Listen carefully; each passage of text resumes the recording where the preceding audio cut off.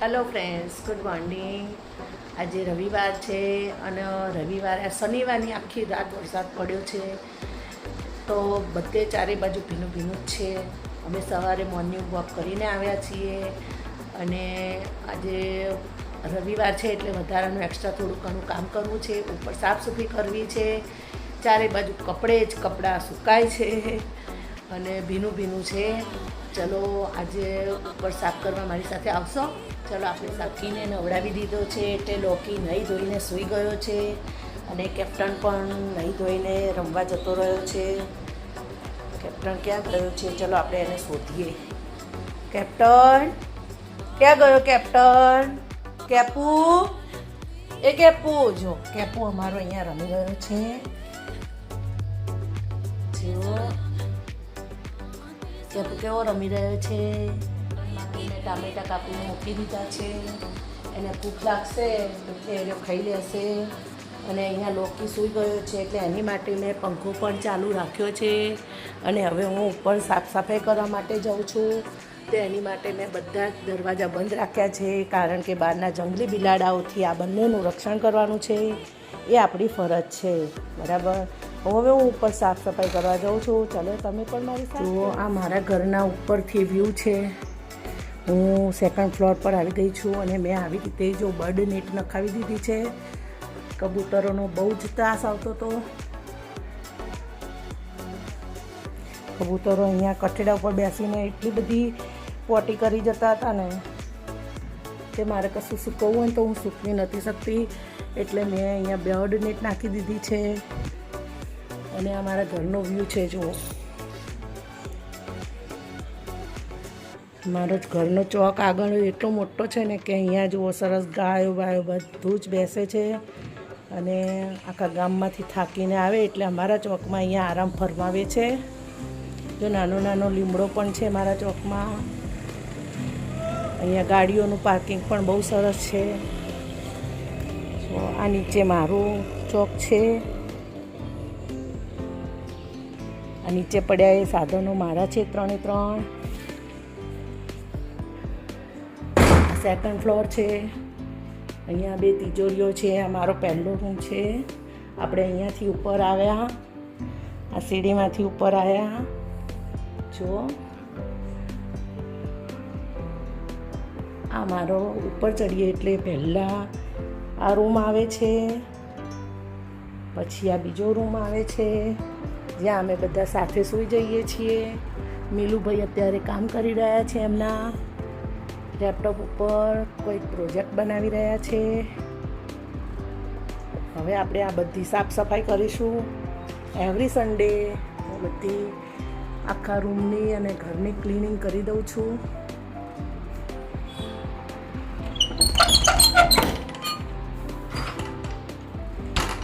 આ ત્રીજો રૂમ છે.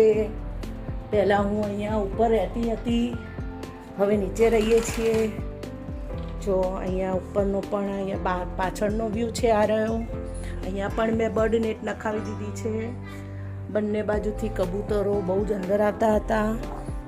તો પાછળ મેં આ રીતે નેટ ઢાંકી દીધી છે એટલે નીચે મને વાસણ ઘસવામાં કોઈ તકલીફ ના પડે. અને બહાર મેં વોશિંગ મશીન મૂક્યું છે એટલે વરસાદના છાંટા ના ઉડે અને એની પણ સુરક્ષા રહે. આ જો આસોપાલો છે એ અમારા બાજુવાળાનો છે. આ મારું મંદિર છે જેની અમે પૂજા નથી કરતા હાલ. એ બસ લાવીને અમે સ્ટોકમાં મૂક્યું છે, કારણ કે હાલ અમે નીચે રહીએ છીએ એટલે અમારે નીચેનું મંદિરમાં પૂજા થાય છે.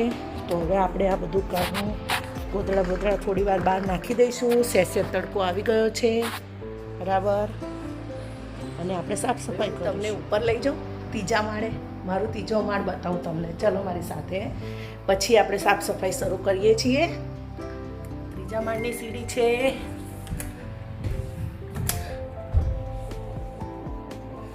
જો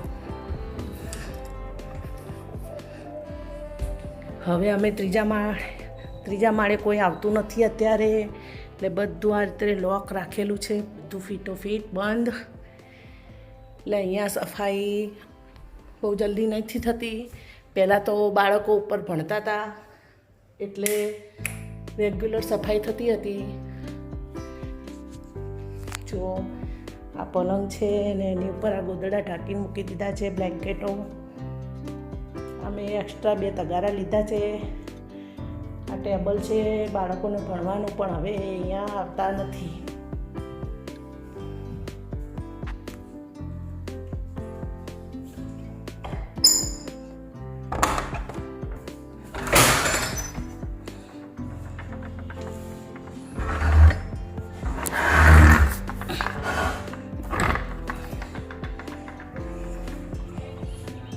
ત્રીજા માળે મેં સિન્ટેક્સ મૂકી છે અને મારા ઘર ઉપર 2 સિન્ટેક્સ છે. એક ત્રીજા માળે છે અને એક 5મા માળે છે. આ મોટો હોલ છે. જુઓ, આપણે આ હોલની સફાઈ કરીશું હવે અત્યારે, અને પછી બીજા માળે કરીશું. અહીંયા બધે સાફ સફાઈ કરવી પડશે આજે. જો કેટલી બધી ધૂળ થઈ ગઈ છે, કારણ કે ત્રીજા માળે લોંગ ટાઈમે કરીએ છીએ એટલા માટે.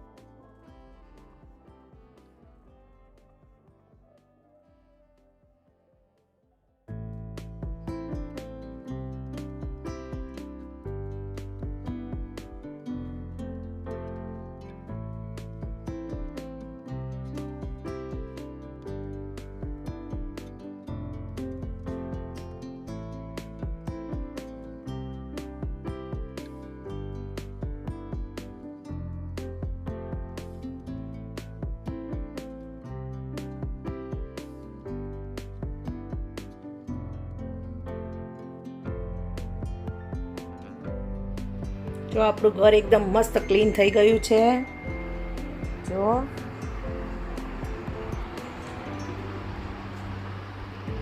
ચકચકાટ થઈ ગયું છે.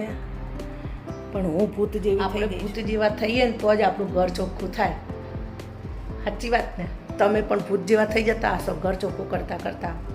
જો વિડીયો ગમ્યો હોય તો લાઈક કરજો, ના ગમ્યો હોય તો જલ્દી તમને ગમે એવા વિડીયો હું બનાવું એના માટે કમેન્ટ કરજો. આવજો. જય શ્રી કૃષ્ણ.